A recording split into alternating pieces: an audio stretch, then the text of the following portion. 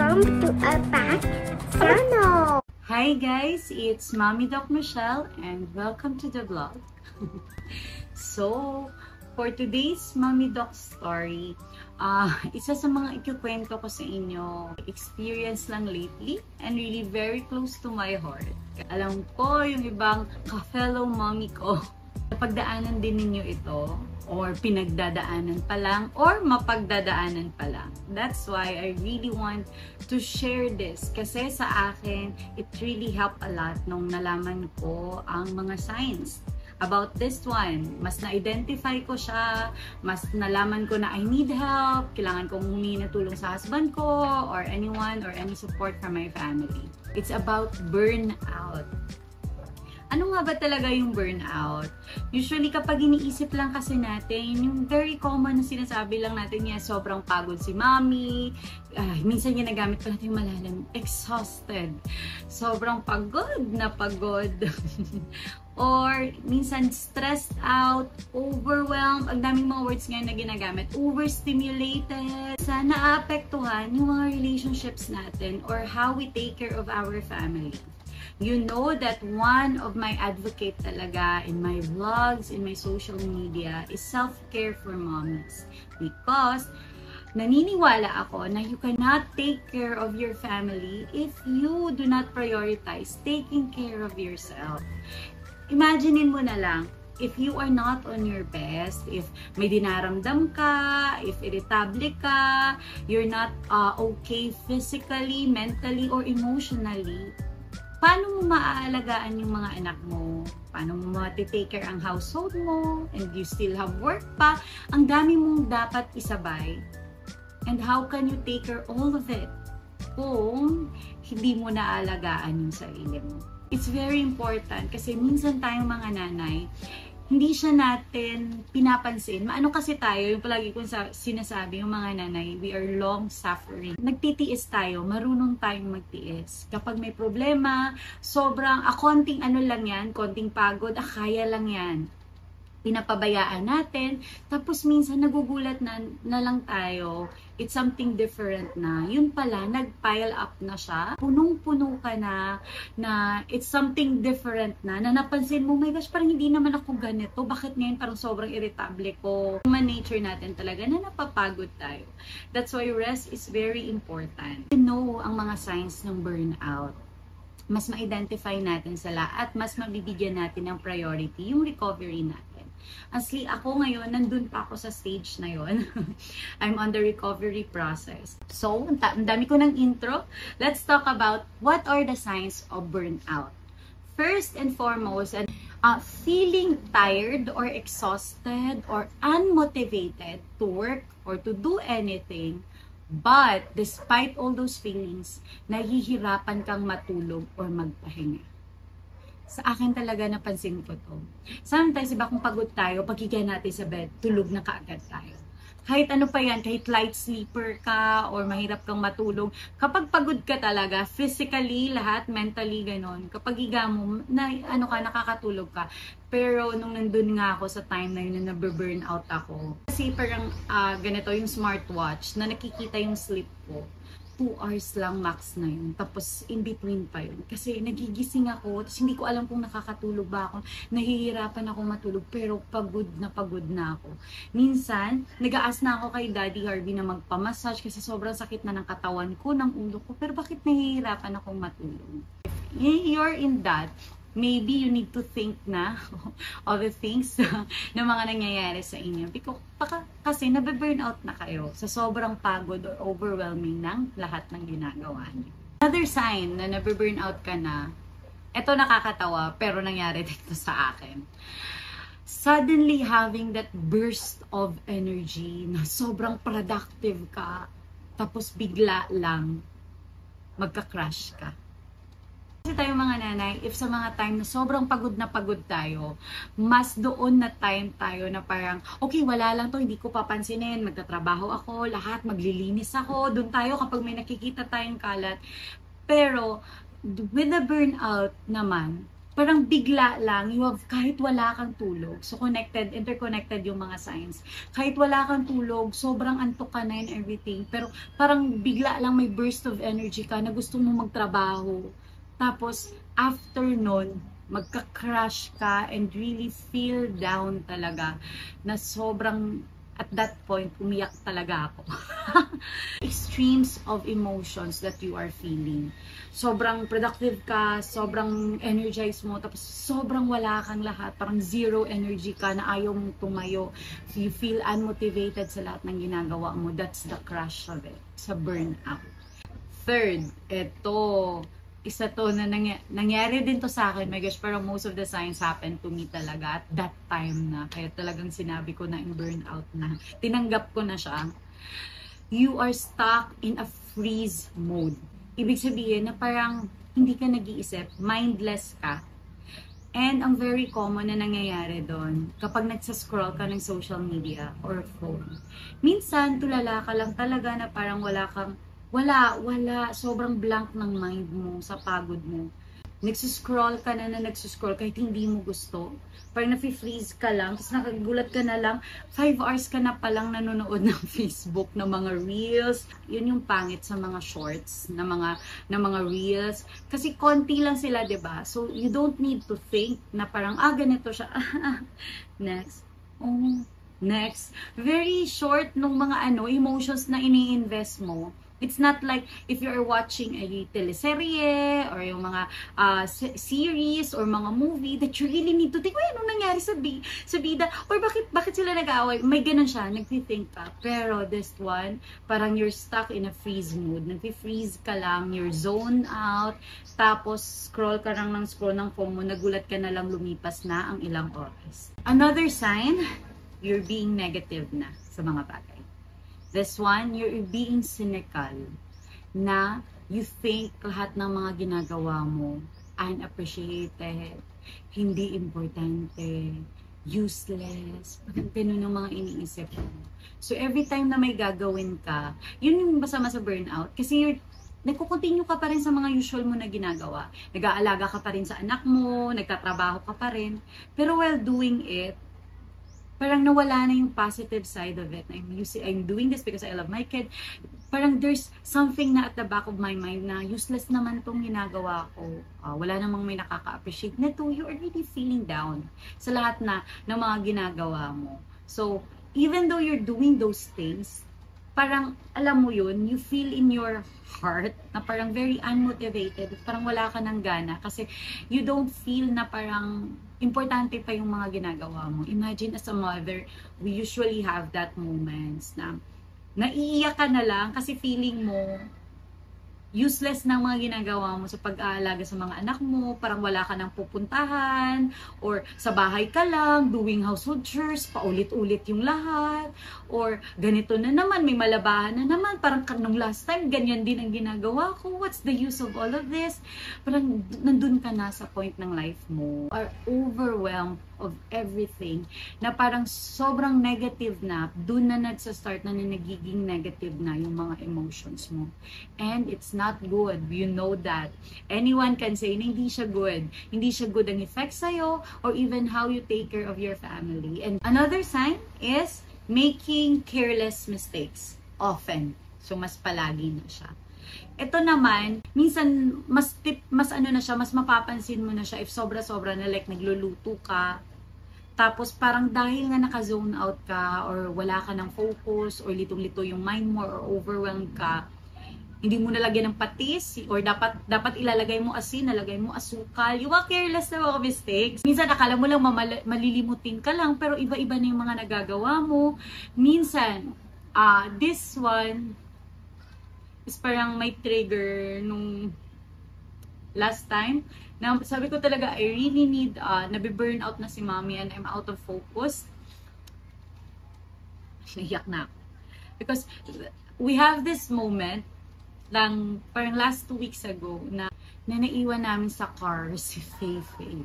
pag-aalis kami, usually, ako kasi yung typical na, okay, check, nandyan si Kai, okay, check, nandyan si Ellie, okay, andyan, ganun. Pero alam mo yun, careless ka lang talaga, na parang hindi mo lang napansin. Akala ko kasi naka-close na ang lahat, akala ko nakalabas na. Hindi ko napansin na si Faye pala, hindi pa nakalabas ng car. Sobrang init pa past this. And doon yun nga, binalikan ko and tulog siya. Sobrang grabe na yung pawis niya. Grabe talaga. That was very fast. I think 5 minutes lang na naiwan siya. Kasi sobrang tarinta ko kasi hindi ko siya mahanap nung pumunta kami sa in-laws ko. Pero at that time talaga sobrang grabe yung iyak ko. Sabi ko, how could I miss that one? Na because of that mistake, because of that carelessness ko, pwedeng may mangyari sa anak ko kasi sobrang init sa car, tapos na-stuck siya doon, nandun siya, paano kung hindi ko siya napansin, paano kung nalito na ako sa pag-aalaga ng ibang anak ko na naman. And at that time, talagang sobrang daming pumapasok sa isip ko. Nagalit na ako kay daddy. Sabi ko, bakit ganito? I feel alone. Ako lang bang gagawa ng lahat? Ang dami. Sobra. Pero I'm very thankful kay Lord kasi at that moment talagang I deal it with the Lord talaga. Sabi ko, Lord, I don't want na this one will cause na mag-away kami ni daddy. Lahat ng yun. Mahirap siya, sobrang hirap niya, pero that's the worst of it, of the careless mistakes that you could make that might harm your family, your kids, and alam kong ayaw na natin yun. And at that moment of your life, you will see na talaga na there is something wrong, especially kung hindi ka ganyan. Especially, sabi talaga dahil kahit ako, I'm very focused, I'm very organized, alam ko ang ginagawa ko step by step, alam kong aalagaan ko lahat, and I did something mga ganyan, it's something na for me. Yun nga, because I'm burned out, talagang at that, grabe, hindi ko siya napansin. Sobrang pagod na talaga ni Mami na I'm on the last of my straw. Yung alam mo yun, yung parang yung kandila, a little flame na lang, ganun na lang. I think it's just Jesus. It's just the hope I have in Him. Pero even that, I'm very, very emotional. Every quiet time namin ni Daddy, nahihirapan ako mag-deal kay Lord. I feel so negative. I know that I have my hope in Christ. Lahat ng yun, pero nahihirapan ako. And grabe yung effect ng burnout. Dahil lang pinabayaan ko siya, thinking na akala ko, pagod lang talaga ako. Na makukuha lang din yan. Pero it's not. Yeah, don't go to that part of the life. Another one, this one, I am not sure. Hindi pa naman ako umabot sa ganun, I think. Pero isa yun sa mga signs na sinabi nila. You're having the compassion fatigue. Emotionally, you feel parang blank. You cannot feel anything. Emotions such as empathy, compassion, dahil sa sobrang pagod. Sometimes sabi mo, sobrang naawa ka sa ganyan, pero ngayon, kunyari, may nawawatch ka lang, parang wala ka ng pakialam, sobrang blank mo talaga. Kasi even emotionally, pagod ka. Ibig sabihin ng whole, physically, mentally, emotionally, pagod ka na. You're on the last straw. Another sign, ito, very common sa mga nanay. Ito, nangyari na din siya sa akin. Kahit anong gawin mo na pagbantay or talagang kalma sa lahat, you feel irritable sa lahat ng bagay. Minsan to the point na walang may ginagawa yung mga tao sa paligid mo, galit ka sa kanila. Ganito kasi at this time, ako kasi I'm very open kay Daddy. Talagang sa mga nafe-feel ko, nagsasabi ako. Minsan naiinis siya kapag punong-puno na siya. Kaya minsan dinunahan ko na. Pero talagang minsan nagsasabi siya, okay ka lang mami. Sabi ko, sorry wala kang may nagawa. Pero galit na galit ako sa'yo. I'm very irritable sa mga gagawin niya. May sasabihin lang siya, nagsasnap ako. So it's one of the sign. Yung emotions mo, extremes sa point ng temper. Nawala ka ng pasensya. Totoo yan. Yung anak mo, parang pupunta lang sa'yo, mag-hug lang sana, pero natamaan yung pa, sisigaw ka na lahat. You're very irritable talaga sa lahat ng bagay na papalibot sa'yo. Minsan, syempre, typical yun sa ating mga nanay. Kapag sobrang overwhelmed na tayo for the day, dami natin ginagawa, lahat ng yun, syempre, nagiging irritable talaga tayo, especially sobrang pasaway yung mga anak natin. For the burnout, may pagkaganon siya, pero sobra-sobra. Nai-exad siya, yung ganun mo na feelings. Na minsan, umabot din ako sa time na umiyak ulit ako Kasi ayaw ko nang mairita, ma-feel yun. Ayaw ko nang maggalit, ayaw ko na lahat, pero I cannot stop it. Parang it's part of it ng araw. Meron yun, kakagising ko pa lang, ganun na ang nafe-feel ko hanggang sa buong araw. You cannot handle na your emotions, your adaptability skills, di ba? Yung pasensya mo lahat, hindi mo na siya kaya. Kaya, natitrigger ka at yung temper mo talagang sumasabog ka. And another one, ito mas leaning sa depression because this sign is seen sa mga meron ng may depression. You feel or see fun things. Yung mga ginagawa mo dati na pang yung masaya ka. Kunyari, nanonood ka ng K-drama, ganun, and everything. Or, minsan like sa akin, vlogging, editing, something yan na nai-enjoy ko kasi passion ko yan. You feel all those things as stressful obligation. Parang, ano ba yan? Hindi naman ko K-drama. Diyo ba? Ikaw pa ngayon yung stress. Gets mo? Nasi-stress ka na sa mga bagay na dapat nagre-relieve ng stress mo. That one, burnout ka na yan, na-feel ko siya. Ako kasi yun nga, even yung vlogging, naiinis na ako, mag-edit ng video, umabot sa ako sa ganun na point. Then, nanonood din ako K-drama, nanonood ako mga series. Kapag ganun, parang hindi na ako nasa-satisfy, parang wala na siyang stress relief na nabibigay. Talagang totoo yan, nagiging stressful obligation siya na minsan mas gusto ko na lang yung mag-zone out. Kasi nakakapagod na rin mag-isip. Grabe talaga yung burnout. If you think about all those signs, parang you can see yourself, you're on the last row na talaga, yung parang ayaw na ayaw mo na. Last sign or another sign ng being burnout, hindi ka na makagawa ng mga bagay. You procrastinate. Talagang you delay lahat ng mga gagawin mo.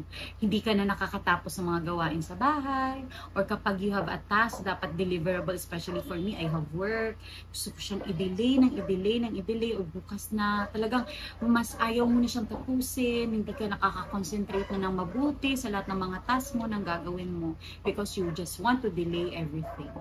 Yun nga sabi ko kanina, diba? Nawawalan ka na ng focus, ng concentration, you feel unmotivated, and it's settled all sa ganyan na bagay. Kaya nagkakaroon ka ng mga ganitong signs. Ang maganda lang sa mga signs na to, kasi madali siyang i-identify. If you have one, you can check na yung lahat ng mga signs na yan. Maybe yes, hopefully, hindi pa yan nga talaga yung nagbe-burnout ka, you're starting there, going there, pero sana naman wag umabot doon. Kasi sobrang nakakatakot yung effect niya. Ang nakakatakot, if magtuloy-tuloy siya, it might lead to anxiety, na you need medications or depression that really need interventions. And we don't want that to happen. So sa mga ganito pa lang na stage, you need to deal with it, you need to pray to the Lord, you need to ask help for your husband, talagang lahat, you need to prioritize things that might deal yung nararamdaman mo because you really need it. You're burnt out, you need to recover, you need to rest, totoo yan, you need to refresh lahat ng yan with the help of someone. Kasi ito yung number one ko na siguro kung ako lang, I cannot. Maybe, kaya mo siya by yourselves, pero magiging mabagal yung process. Yung mga signs na yan, pwede meron ka lahat, pwedeng isa lang, pwede 4, ganun. Ako nga, baka 9 yun. Maybe sa akin talagang na-feel ko 7 out of 9. Kaya sobrang, sa na si Mommy, overwhelmed na talaga na part. Gusto kong i-share sa inyo, if you like this video, ganun, I can share kung paano ko siya na-deal. It's a long process, but it really involves the Word of God, studying the Bible, going back in there, persevering, lahat, prayer time, help from my partner, sa husband ko. Talagang madami siya. It's a long process, especially kung napabayaan siya, to be able to get back. Pero it's not a hopeless case. It's not. That's the hope we have in Christ. Talagang maano mo siya, pero this is the first step, identifying it and accepting na you need help. You need help to rest. Mga mommies, I feel you. Talagang tayo, kakayanan natin ang lahat para sa pamilya natin. But sometimes, sabi ko, you need to take care of yourself first para maalagaan mo ng mabuti yung family. So, I think that's all for this video. And I pray that nakatulong ito sa inyo. And you can share in the comment section your experience of, or if there are other signs na nakita nyo sa inyo na hindi ko na-mention, or if you want me to talk about something about this one, about burnout, the recovery, the everything. So I'll be happy to share it with you in the next video. So, thank you for watching and hope to see you in the next one. Bye-bye!